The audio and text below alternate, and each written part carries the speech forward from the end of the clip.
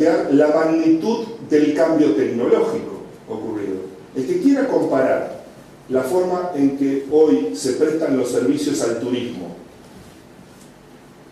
con la forma en que se prestaban los servicios al turismo 1 o 2 décadas atrás, llegará a la conclusión que tanto del lado de la infraestructura como del lado de la calidad de los servicios ha ocurrido un cambio verdaderamente trascendente en la economía.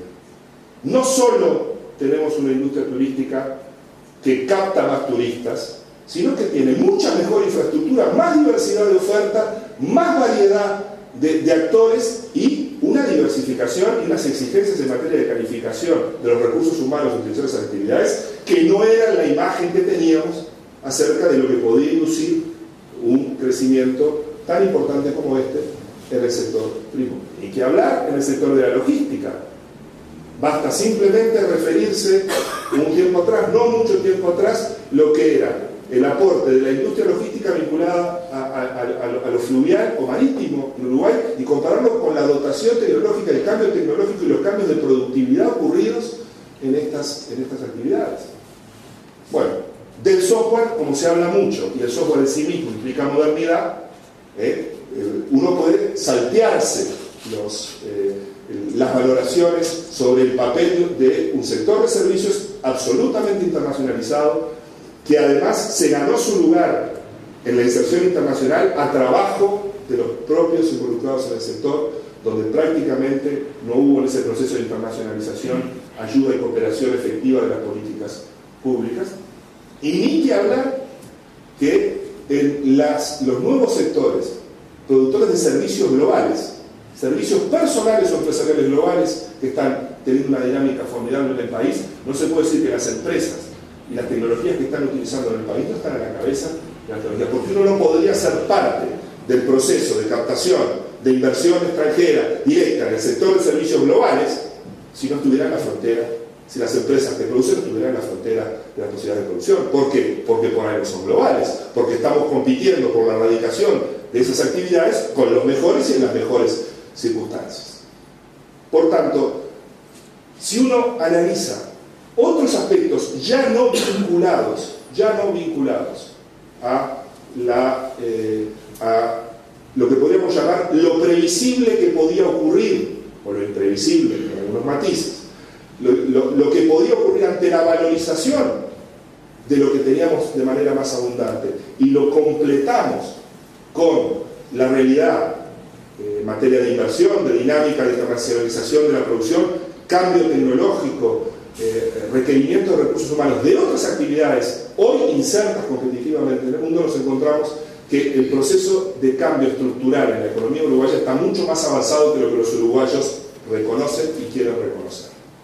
Y esa, si se quiere, sería la primera tesis que yo trato de transmitirles. Es que estamos ya asistiendo a un proceso de cambio y transformación que es de entidad en materia productiva. Y que algunas de las repercusiones de esos cambios son muy alentadoras en términos de compatibilidad entre dinámica productiva, efectos distributivos, mejoras tecnológicas y avances en las fronteras más eficientes y la suerte que le toca a los sectores de mayor nivel de calificación y más adaptables a estas producciones que Uruguay tiene también bastante abundantemente.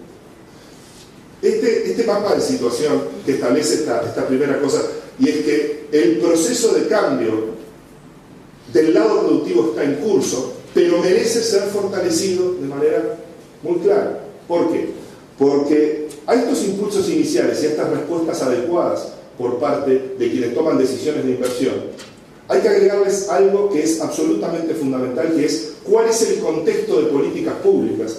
que hace que estas realidades puedan ocurrir y cuál es el contexto de políticas públicas en el que estas realidades pueden ser amenazadas. Hubo que construir y poner los cimientos de un conjunto organizado, explicable y coherente de políticas públicas que sirvió de manera clara y consistente a fortalecer las tendencias que internacionalmente ocurrían y a favorecer que las decisiones que se tenían que tomar se tomaran en tiempo y forma. No quisiera hacer un repaso muy exhaustivo de esas políticas, pero yo diría, es impensable imaginar que la amplitud del cambio tecnológico, que la amplitud de las innovaciones y la dinámica de la inversión productiva en el país en estos últimos años, en particular el sector competitivo, no esté directamente vinculada a un cambio muy importante en lo que se refiere a los estímulos directos a la inversión productiva. O sea, quitarle relevancia a los estímulos directos a la inversión, como fue el cambio en la aplicación de la Ley de Promoción de Inversiones, me parece que sería verdaderamente subestimar un hecho mayor, y es que cuando desde las políticas públicas se decidió actuar decididamente sobre el papel de los estímulos fiscales para promover la inversión, la respuesta fue amplificada y formidable, y consiguió agregar valor y agregar dinámica proactiva a procesos que de por sí solos podían ocurrir, pero no hay duda que ellos se aceleraron. Conozco varias evaluaciones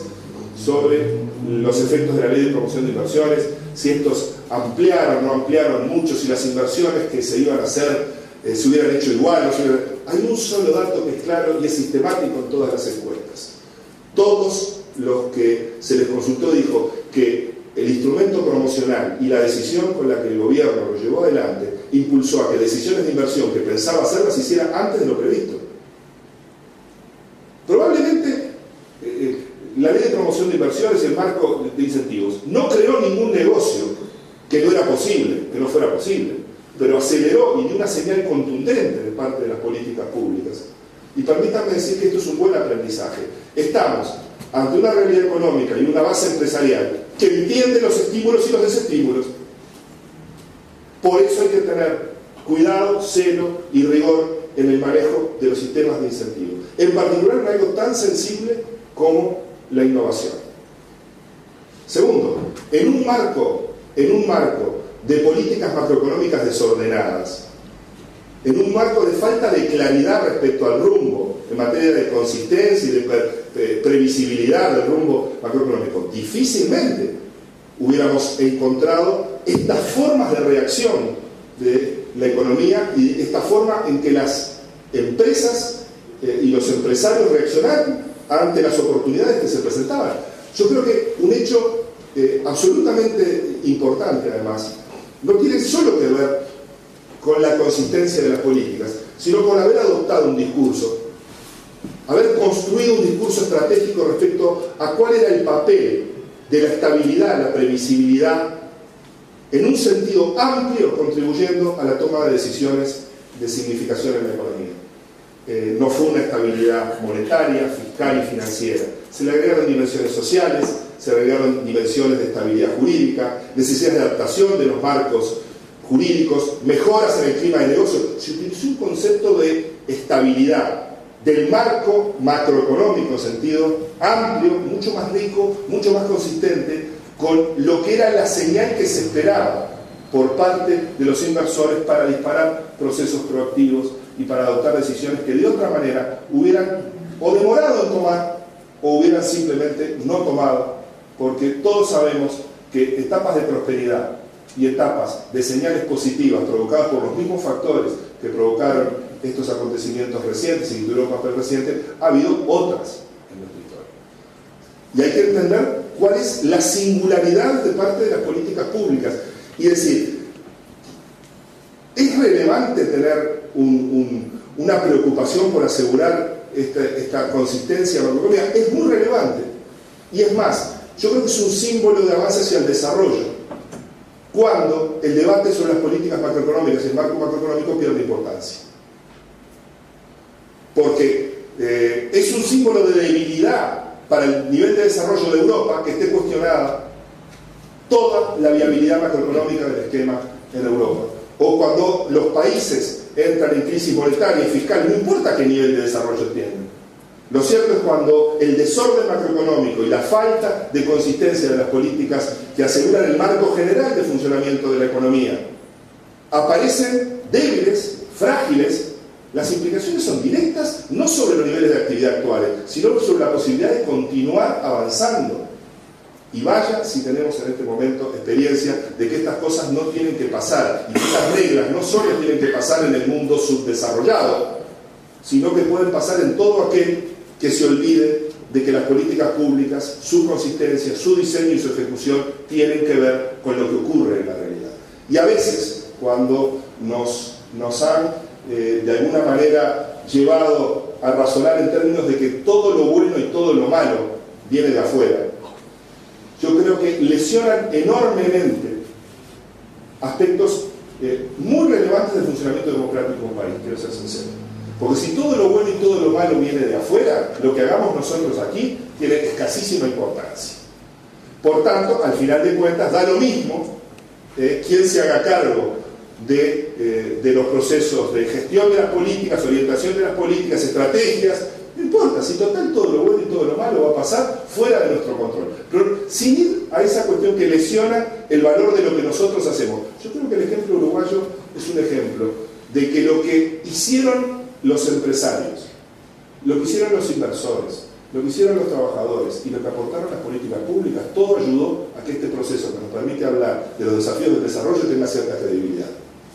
No es una labor única de un actor, pero subestimar el aporte de todos y cada uno de los actores que intervinieron en esto sería simplemente no entender por qué las cosas ocurrieron de una manera y por qué no ocurrieron de otra manera. Ahora, cuando uno mira en perspectiva hacia el futuro y tratando de volver sobre esa lógica de 4 dimensiones relevantes, a mí me gustaría hacer algunas anotaciones sobre cuáles son los sesgos y las orientaciones de parte de las políticas públicas y de parte de lo que es esta posible continuidad del proceso que hemos estado asistiendo para el futuro. En primer lugar, está claro que Uruguay hoy tiene una muy elevada utilización de sus capacidades instaladas, por no decir que en algunos casos las capacidades instaladas, sobre todo las infraestructurales, están tensionando las posibilidades reales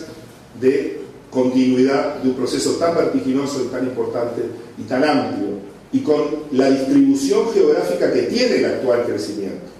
Y permítame una digresión. Una cosa era discutir sobre la estructura infraestructural de un Uruguay que cuando había prosperidad ocurría en un pedacito del territorio o localizado en algún área geográfica, y otra cosa muy distinta es hablar de una fase de prosperidad extendida en la cual se tensionan las infraestructuras a lo largo, a lo ancho de todo el país, porque están dadas las condiciones para que sea mucho más armonioso geográficamente y por tanto tensione mucho más aspectos que en el pasado no importaban o hacían un aporte relativamente menor al desarrollo del país. Pero estamos en una situación de capacidades tensionadas, probablemente además en muchos sectores con avances muy grandes hacia las fronteras de eficiencia, y en algunos sectores me consta con progresos absolutamente significativos dado lo que es los modelos tecnológicos predominantes en el país, sin decir que estamos en la frontera, pero nos estamos moviendo en esa frontera. Estamos en una situación de plena ocupación de cualquier recurso humano que tenga algún tipo de calificación relevante, y nos resta una movilización de posibilidades de ocupación para colectivos de baja productividad, jóvenes con sesgo femenino y con bajísimos niveles de calificación.